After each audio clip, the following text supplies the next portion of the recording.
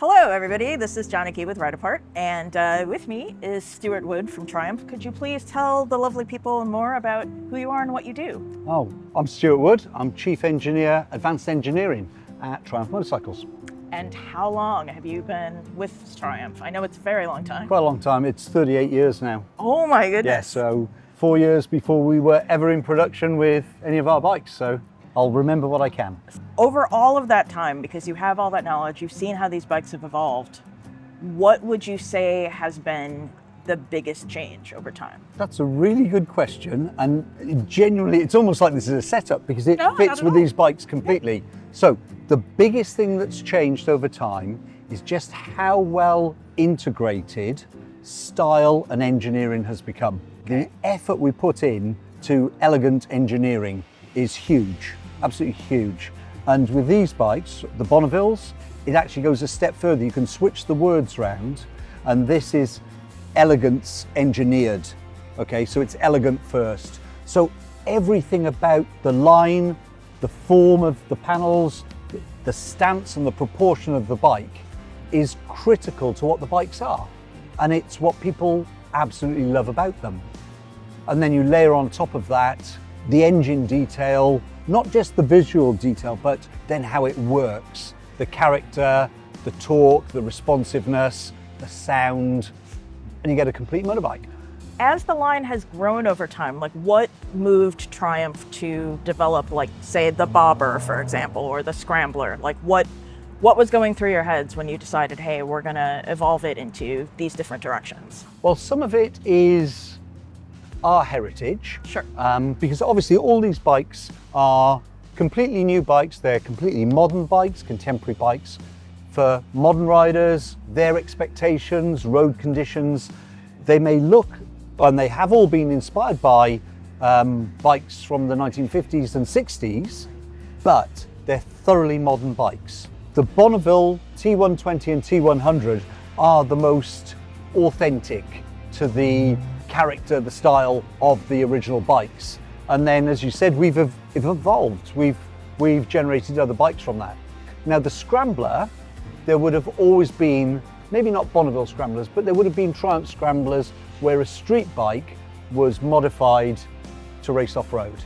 Okay, so there's a real genuine history. The Bobber, it's more of a notion. Bobbers were a real phenomenon in maybe late 40s, 50s, where bikes were stripped. They were hot rodded, basically. This is two-wheel hot rod, but they were bobbers. They were stripped of all the superfluous weight. They were tuned, and they were basically street raced. It's very much about the attitude and then the style. But what we've done with the Bobber was actually quite a remarkable transformation. It's a completely re-engineered bike from the Bonneville. It looks like we've taken a Bonneville and we've stripped all the superfluous parts off it and tuned it for racing. But it's a completely different frame, different suspension, brakes, everything is different, but comes together to give this Bonneville look. And it, as I said, it's all about attitude. Which would you say of the current lineup is your favorite? That's difficult. Oh, I've been enjoying all of them. Really, I've been enjoying them all week. I think the Scrambler 900 is the biggest change for this year, and it's really excellent. It takes the bike to another level. Yeah. I am not an engineer at all. I'm just a person who enjoys motorbikes, and that's my favorite too. So. Well, that's good. Yeah. Excellent.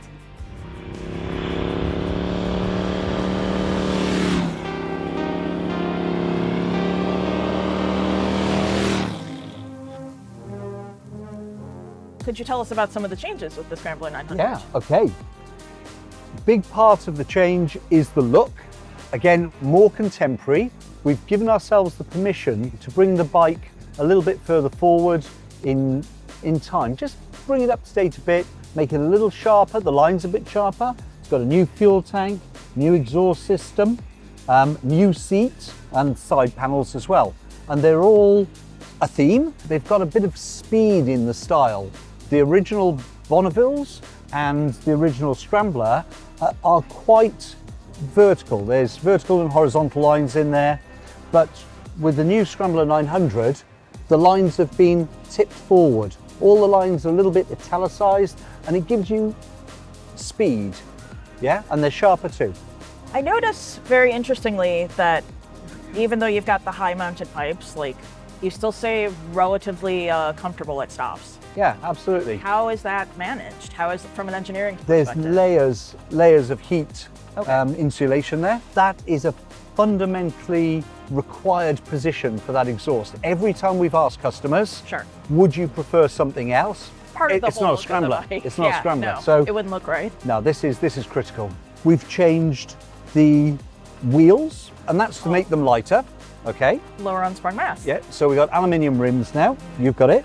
The front forks are upside down forks, and again, the part of the fork that's moving is lighter, less unsprung mass, and then the fork leg is stiffer as well. So that all makes it easier for the suspension to work, to control the wheels. It allows us to make the bike more comfortable and more controlled. Improves the ride in both ways. So you get better road holding and more comfort. New rear suspension as well, both ends. It's all integrated, both the engineering and the style, both ways. So the front end looks great. On the back end, more mass reduction. The swing arm's aluminium now instead of steel. So something interesting that I noticed yesterday when I was riding the Scrambler 900 is, first of all, my joy at being a short rider, finding a scrambler that I can actually manage, because I also have very short legs. And I spoke to someone else with Triumph, and I was just like, am I mistaken, or is this seat lower than the Scrambler 400? And he told me that it was. That's correct. Yeah. I think it's, 830 mils for the Scrambler 400 and 790. Yeah. It makes me very happy. Yeah. As a Again, shorter person. that was a fundamental requirement Yeah. to keep the bike as accessible as possible and also make it confidence inspiring. Because you're not going to have any fun if you're not confident. No, that's true. And getting your feet on the floor, feeling secure, it's critical.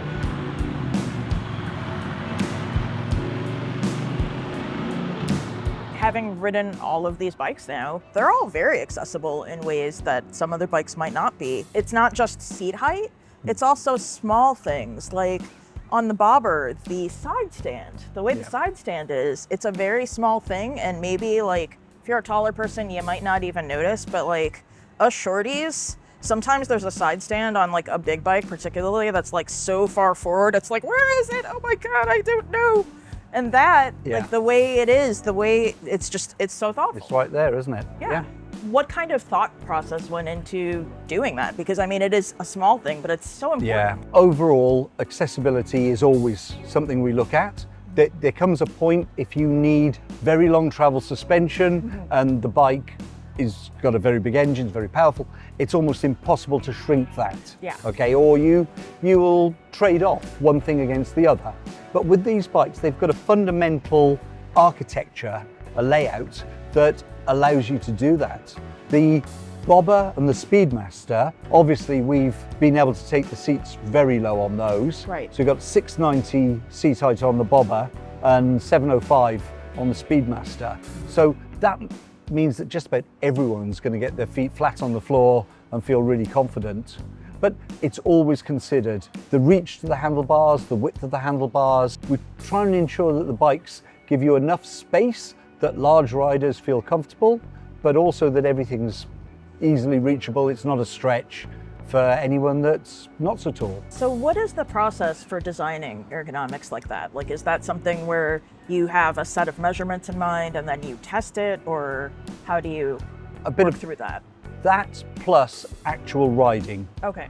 Actual riding is the key to all of that. The actual design process, we use three-dimensional mannequins in our design packages. So there's always a mannequin there of 5th percentile and 95th percentile. So nearly the tallest, nearly the shortest rider. And then when we're test riding, we'll test ride with a range of people. So the professional test riders will set the bikes up, and then we just hand the bikes to a selection of staff and say, what do you think? And you will pick the bit that we haven't documented yet as important. Obviously, because real people are just going to do everything, aren't they? They're going to, Sure. and they're going to find the problem we never thought Right. or we've never encountered before. But all of that's done very early in the design process. So before we've got anywhere near finishing our design, we've built development bikes to give that ergonomics so that we can test it. Is there anything in particular that you are, like, that really stands out in your mind as the thing you are proudest of about this new lineup of bikes? Like the thing that you're Okay. just like, you know what, I'm really, really happy that we did this. Yeah. It's The- something that we needed to do. The one thing across all of the bikes is their elegance. They've got character, they've got attitude at times, they've certainly got sound quality that you know, they come alive, don't they, when you're riding them? They do. But the actual elegance of the lines and the integration of that engineering with the styling, that's what I think is really quite special about these bikes. It takes a lot of hard work. What comes first, the engineering or like the design? Like, is it just Okay. seamlessly interwoven? I can show you on this bike. Oh, sure. All right. So Please. when we first laid out the Bonneville, Yeah. one of our requirements was to have an exhaust run that was a continuous line, unbroken line. We didn't want to joggle the pipe up, or we just wanted a clean line. We also needed to package an exhaust catalyst, which we did underneath the bike.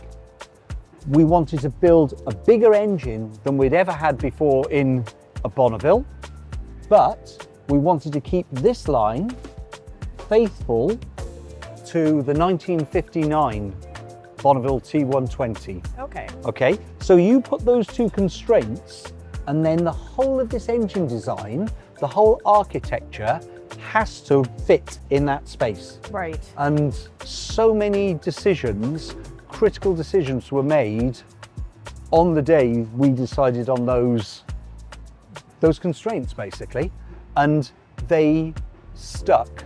They didn't get compromised, they didn't get watered down. We just did, or the engineers did, a lot of hard work to make it real. And that is special. I know it's a fuel injected machine, but you kept the look of the carburetor. Is that Yeah. just because it's, you know, harking back to the classics, or? Yeah. Okay. Yeah, and also the discoverable details. Sure. Right, when you're going around the bike, they're really beautiful.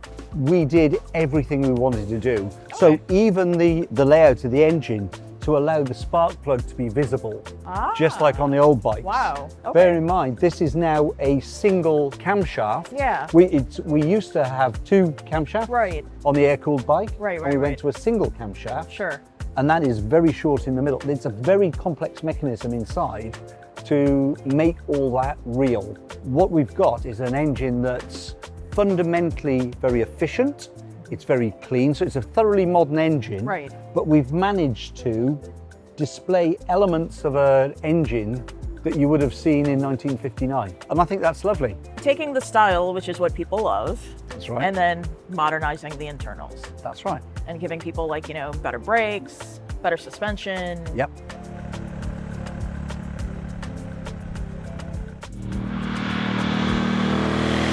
With the Bobber and the Speedmaster, we've got a larger fuel tank. Now, as I said, the Bobber is all about attitude. Some of this is attitude. And the larger fuel tank clearly will get you better range, Sure. but it looks great on the bike. It's more muscular.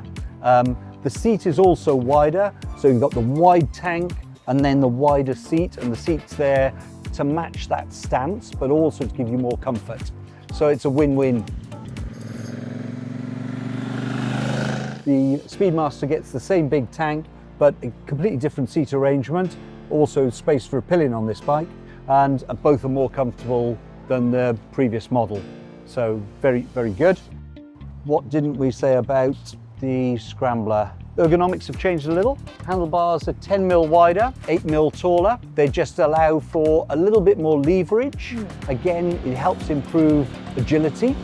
So when you combine that with the lighter wheel, which gives more agility when you're sort of wrestling the bike into fast sweeping corners, big improvement. That's actually something I did want to ask you about the bobber. With making the tank as capacious as it is now, Yeah. what kind of engineering challenge did that pose? If you make a tank bigger by nature, it's going to become more top heavy. So how do you maintain balance? Well, it is absolutely not a top-heavy bike. When you ride it, which is really interesting. It's very light, isn't it? Yeah. Very, very light. It feels it handles a lot better than I necessarily would have thought. Yeah, there's plenty of headroom there. It's 2 litres extra, so it's now 14 litres. Right. It's a good capacity. It looks great on the bike, and it's absolutely not a problem to the agility. And now we've got aluminium rims on this bike as well, so more agility just built in. Still a surprisingly agile and competent motorcycle for a bike that's got so much style and is clearly, the style is so important to that bike existing. Very style forward, for sure. Well, thank you so much for taking the time. Really appreciate having the opportunity to check these bikes out and then ask you all about them. Stay tuned for our next thing. Please like, share, subscribe, all the things, and we'll see you in the next one. Thank you so much.